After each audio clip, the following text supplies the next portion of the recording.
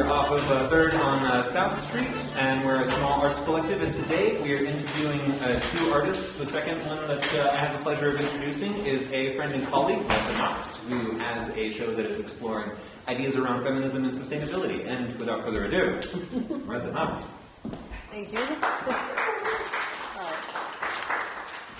So this is the exhibit of the CSA project, and so if you don't know, CSA it stands for Community Supported Agriculture, and it's more commonly known when people want to have local produce every week, and so they find some local farm usually that does a CSA share, and you know, most typically people go and they pick up once a week. And it doesn't go all year long. It's usually just the season when these products are being grown, and you get what you get, right? I remember I had a friend who had a CSA, and she only did it 1 year with that farm because at some point she just kept getting so many beets, and she didn't even like beets. And then she said to me, she said, yeah, and they have a table when you go to pick up your share. If there's anything in there you don't want, you can trade it out. And she went over, and it was like nothing but beets. so you know, but that's what's commonly known. Most people have either you know, like they've done one, or like they've tried it, or they know somebody that's done a CSA share. So this work here, which this is collectively called Red Earth Farm CSA, that's the name of this collection of handmade paper. And this is a project that was done before the pandemic. So in 2018, I had this idea for a project, and it came together because I wanted to try a CSA. And obviously our life circumstances as artists influence the direction of our studio work and what we end up making, right? All the material conditions of your life, you know, all those things weighing on you is going to shape how you make your work. And so 2018, let's see, I had 2 little kids that I'm raising, and I had full-time work as a teacher, as a teaching artist, not through a single job, but through several different jobs. And I'm trying to maintain a studio and do all my studio work as well, and that's a lot. That's a lot going on. And I really wanted to try a CSA, and you know, that's a lot of work too, because you're going to get this box of produce every week, and you're going to now have to process all these vegetables. They're perishable. They're going to go bad. So you're either going to use them that week, or you're going to have this stuff rotting that you paid for. And so I just thought, man, this is like something for retired people or a stay-at-home parent or something, you know. But I want to support local, you know, the ethical stuff gets you to. It's like, oh, I want to support local farms. I want to be a good citizen and support like local agriculture and all that, and sustainability. And so all of a sudden this idea popped in my head of, well, wait a minute. If I make an art project that where I'm using the stuff in the CSA for an art project, well, now I'm integrating my studio work with my domestic tasks as a parent, making food for my household. And so since those things will be combined, it saves time. And like a typical American, being super productive and right? Finding ways to, you know, make the most of my time. I ended up coming up with this project where for the length of the CSA, I would keep all the stems and seeds and any leftover stuff that you don't actually eat, that you would throw into compost or the trash or whatever. I would take all that stuff, save it, and make it into paper. And then I'd have a collection of paper. I didn't know how to make paper at the time. And so the first thing I had to do was I had to learn how to make paper. So I live near historic Rittenhouse, and they offered some classes that were pretty inexpensive on how to make paper. And I was like, oh, cool. So I took those classes. And then I started researching. I need to find a good local farm. And I found Red Earth Farm in Kempton, Pennsylvania, was offering a CSA that was 22 weeks long. They looked good. They looked like one where I could pick it up in my local neighborhood. They had a location where I could pick it up just a few blocks from my house. And so I thought, okay, this is it. And so I purchased the CSA share. I now knew how to make paper, and I was ready to go. And for 22 weeks, starting in, or it was, I guess it was not starting, it was all in 2018. This was all made in 2018. So every week, I kept those stems and seeds and everything, and then at the end of the week, I would process them into pieces of paper. So the way this is arranged is there's 22 weeks here, and every week has 2 to 4 sheets of paper, depending on how much material there was. So there's little gaps that you can kind of see, and also, if you're looking at it up close, you can see what they're made of, right? If you get close, you can see how it changes. Over here, we got a lot of squash seeds, right? There's a lot of different things that you can see in there. So that was this project, and then it was done. But you have to. Oh, I don't want to make paper this week. Too bad. Do it. So I felt like, man, so much of what this is about the labor of it. So I ended up making these 2 prints that actually they're very illustrative. This is me boiling the material, right? And then this is me chopping it up, right? We actually go from here to here, right? I chopped it up first. Because every week what I had to do was, after I had a plastic bag of all the stuff that I'd saved, and then I'd throw it into a pot, and you have to boil it. What did I boil it with? I forget. There's something in it that helps so that the paper won't fall apart later. I had to mix in some cotton rag in some of them, because some of them, what I actually had to make the paper out of, wasn't going to hold together. So if I had to cheat just enough to be able to hold the paper together, sometimes I would do that. But other than that, it's just what was left over.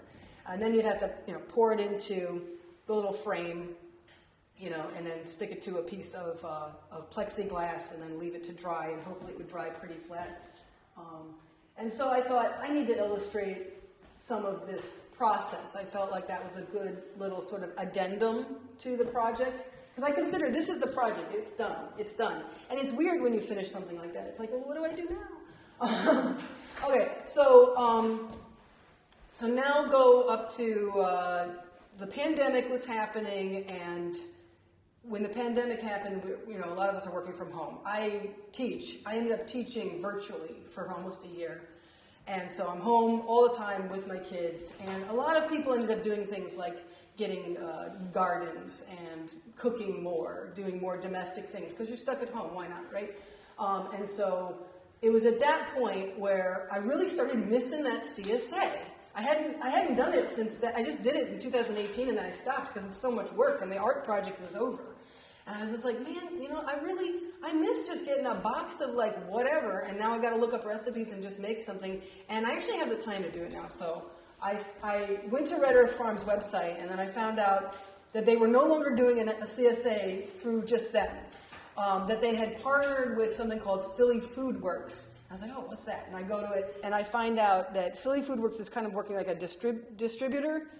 And then they have partnered with all these local farms, as well as like local companies making like cheese and crackers and pasta and all these other things. And it runs all year round, and they'll deliver to your house if you live in Philly. And I was like, oh, this is delightful. This is going to make my life so much easier. And I can pick and choose, because when they're dealing with all these different farms, you don't have to necessarily just take the box of whatever. I can get the box of whatever, but if I don't like what's in it, I can cancel the box for that week and get something else. So I was like, oh, this is so flexible. This is the joys of like living in a big city, right? You can't do this unless you have a lot of people to make it work. So I started then making some prints from some of the things I received in my Philly food share. So this is all stuff that came after. So like I did this in 2020. I think I actually finished these prints right before the pandemic really hit the States. And then all of the pottery here and all of these linoleum cuts with chino clay were all made within the last year. And they were all made just enjoying drawing some of the things that came in my CSA.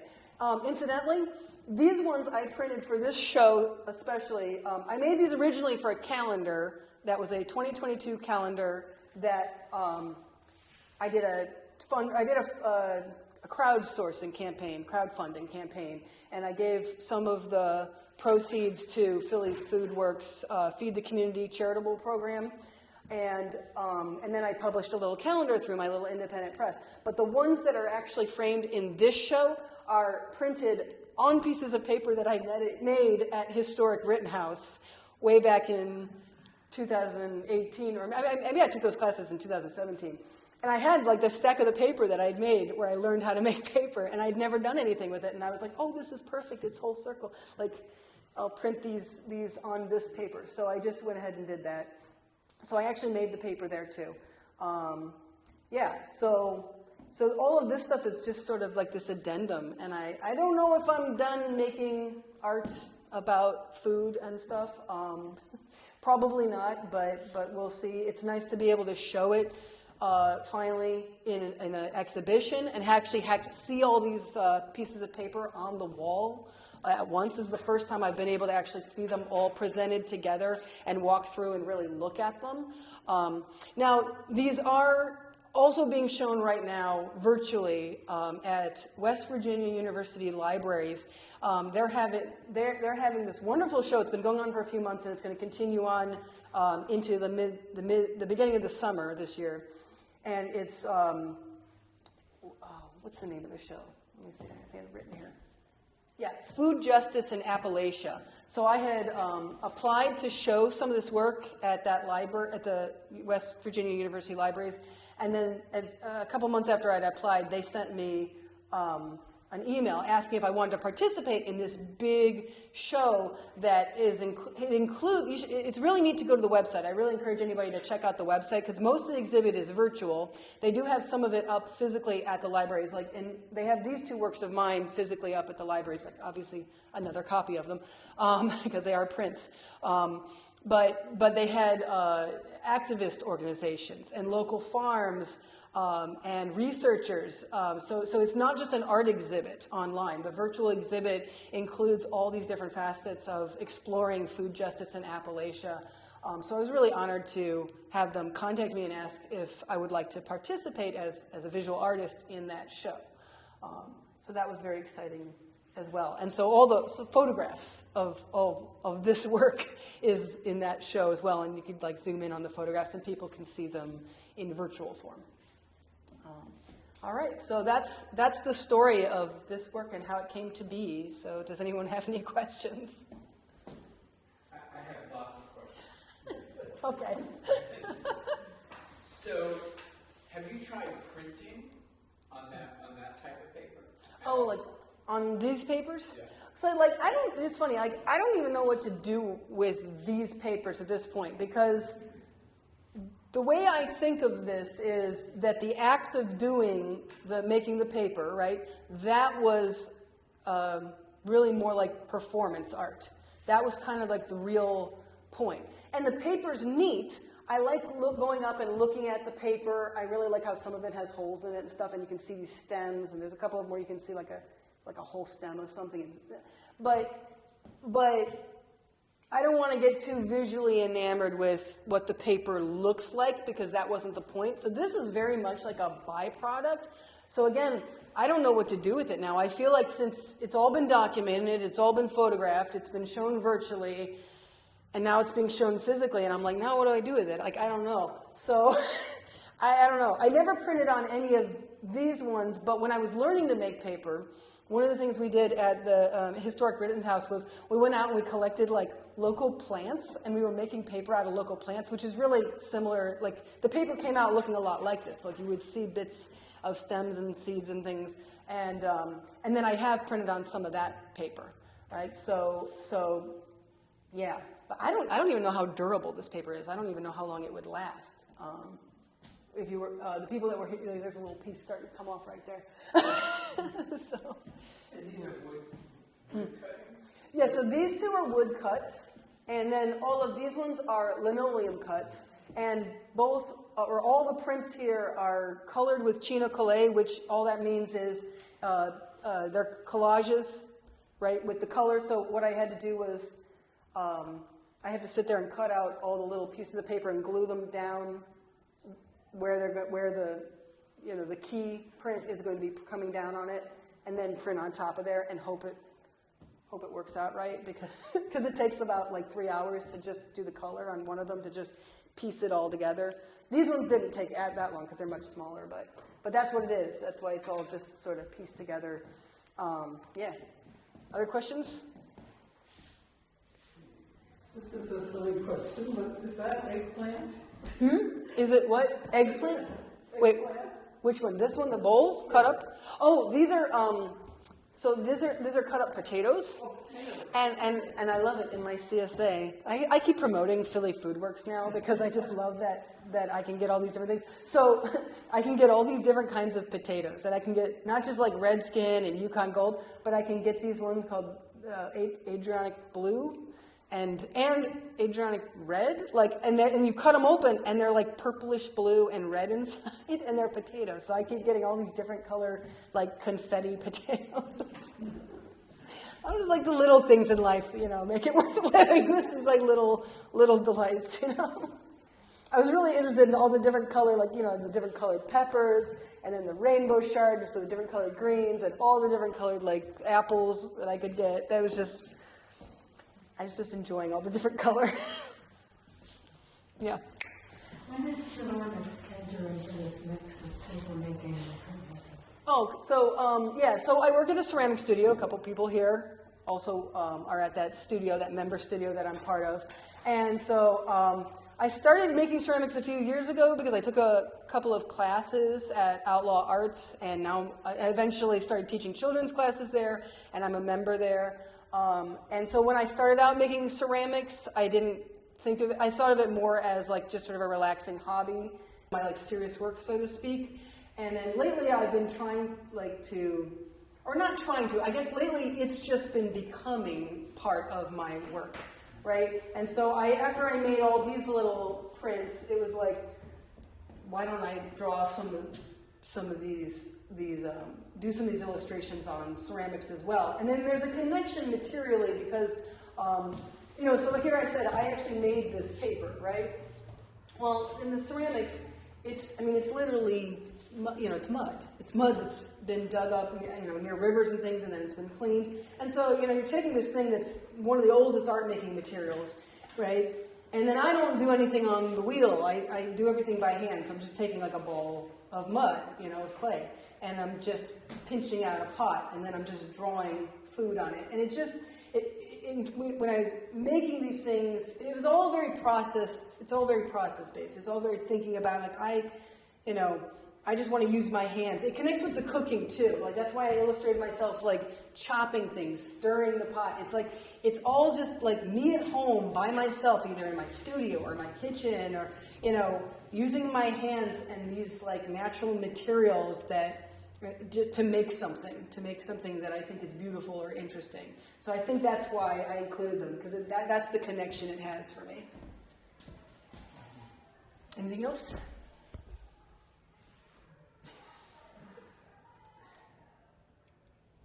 What are you thinking of doing next? What am I thinking of doing next? That's a good question. Yeah, I know, because it's funny, I did this, and then I did another big time-based, an even bigger time-based conceptual art project, which was the Submit project. And when that ended, I was even more lost, because that one was a whole year commitment. And so now I feel like right now I'm actually in limbo, and I'll land somewhere. I'm floating around, and I'll land somewhere. I have a couple projects that I started years ago that I stopped because of various personal reasons, and then it's like, the question comes years later, do I go back to this? Can I go back to this? Is there a way to make this relevant to where I am now? And I'm not sure. And so I am working in the studio all the time. I'm just not working on a great big project like this right now. And I probably will at some point. If something's going to hit me, and I'll be like, oh, yeah, this is what I'm going to do. And then I'll just go and do it. And in the middle of it, I'll be like, why am I doing this to myself? That's usually what happens. That's it. All right. Thank you.